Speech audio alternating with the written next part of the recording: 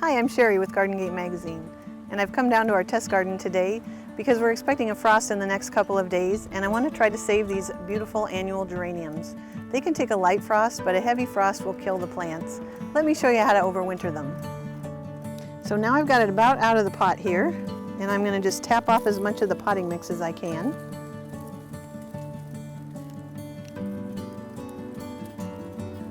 But it's okay to leave a little bit. That'll give it a little bit of moisture over the winter.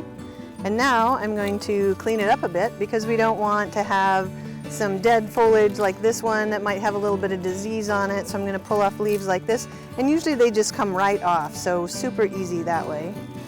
And then I'm going to take off the flowers too. So we've got even though this is still blooming, we're not going to need it because we're going to be putting it in a bag or a box. So I'm just going to clean it up here.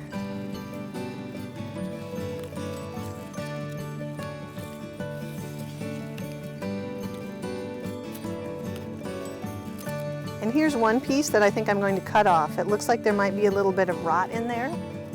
So I'll get out my pruners and cut it back to, let's see here, and see it's still kind of hollow there. You can kind of see there might be some disease in there. So I'm going to go ahead and cut that whole stem off so it's clean and I won't have to worry about disease over the winter. So I've got this plant all cleaned up. It's just about ready to go into storage, but I'm going to put it over here in this nursery tray to dry for just a couple days in the shed. That way some of the excess moisture will go away and I won't worry so much about mold or mildew over winter. Now I'm going to get started on this one. So these geraniums have been drying for a couple of days now and they're ready to go in the paper sack. I put them in upside down. That's the traditional way to do it. You don't have to store them that way. I've stored them sideways and they've come through just fine. Then I'm going to put my geraniums in a cool, dry place where it stays around 55, 60 degrees over the winter. And I'm going to check on them every few weeks just to make sure that nothing's gotten moldy or too dry. If it's moldy, I'll just pull off whatever leaves or stems are a problem, throw them away.